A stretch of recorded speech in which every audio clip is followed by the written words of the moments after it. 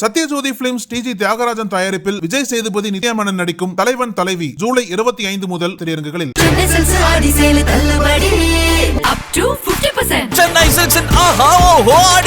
பழைய நகையை கொடுத்து White 11 monthsல அதே அடைக்கு புது நகையை எடுத்துக்கோங்க. எக்ஸ்ட்ராவா ₹1 தர வேண்டாம். Magic old gold exchange.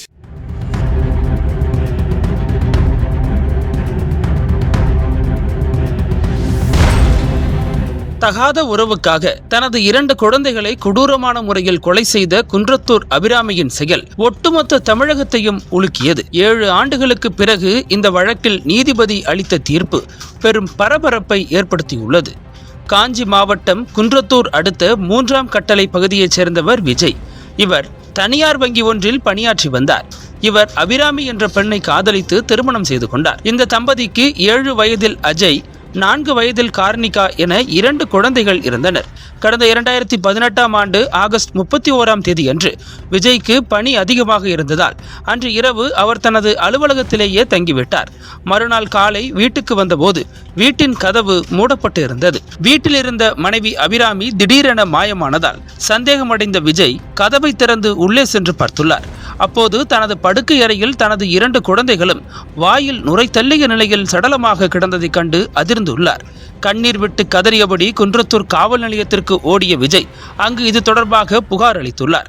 இதை கேட்டவுடன் உடனடியாக சம்பவ இடத்திற்கு வந்த போலீசார் உயிரிழந்த 2 குழந்தைகளின் உடல்களை மீட்டு பிரேத பரிசோதனைக்காக குரோம்பேட்டை அரசு மருத்துவமனைக்கு அனுப்பி வைத்தனர்.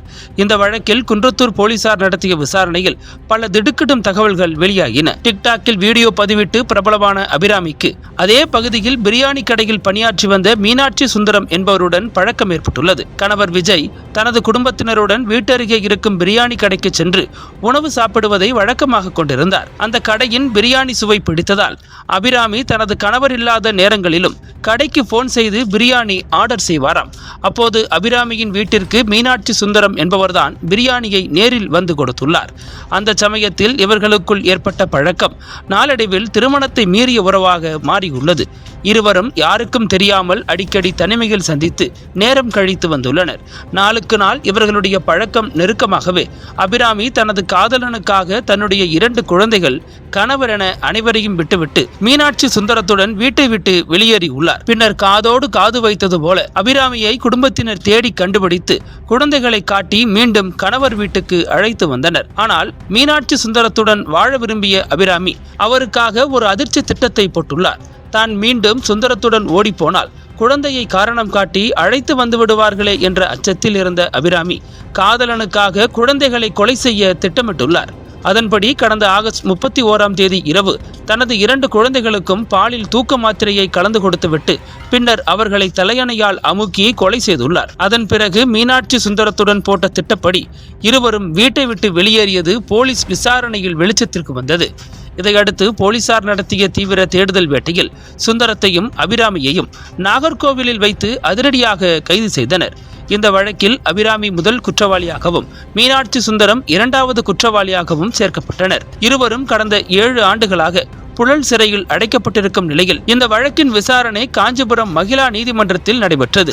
இதில் 22 சாட்சிகள் விசாரிக்கப்பட்ட நிலையில் மருத்துவ அறிக்கைகள், பிரேத பரிசோதனை அறிக்கைகள் மற்றும் சாட்சிகளின் வாக்குமூலங்கள் மூலம் குற்றம் நிரூபிக்கப்பட்டது.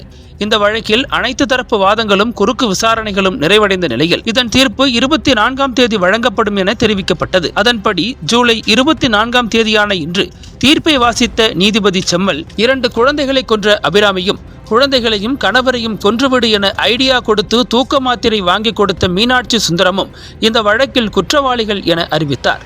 முன்னதாக A1 குற்றவாளி அபிராமி, எனக்கு வயதான பெற்றோர்கள் இருக்கிறார்கள், ஏற்கனவே 7 வருடம் சிறையில் இருந்து விட்டேன், அதனால் எனக்கு குறைந்தபட்ச தண்டனை வழங்க வேண்டும் என நீதிபதியிடம் கண்ணீர் மல்க கோரிக்கை விடுத்தார். ஆனால் அதனை நிராகரித்த நீதிபதி செம்மல் இத்தகைய கொடூர செயலுக்கு கருணை காட்ட முடியாது என கூறி அபிராமிக்கு சாகும் வரை ஆயுள் தண்டனையும் சுந்தரத்துக்கு வாழ்நாள் சிறை தண்டனையும் விதித்து அதிரடி தீர்ப்பு வழங்கினார். அதை கேட்ட அபிராமி நீதிமன்ற வளாகத்திலேயே கதறி அழுதார். அதைத் தொடர்ந்து பலத்த போலீஸ் பாதுகாப்புடன் அபிராமியையும் மீனாட்சி சுந்தரத்தையும் போலீசார் சிறைக்கு அழைத்துச் சென்றனர். அனல் பறக்கும் செய்திகளை அப்டேட் செய்து கொள்ள நக்கீரன் களத்தை இப்பவே சப்ஸ்கிரைப் பண்ணுங்க.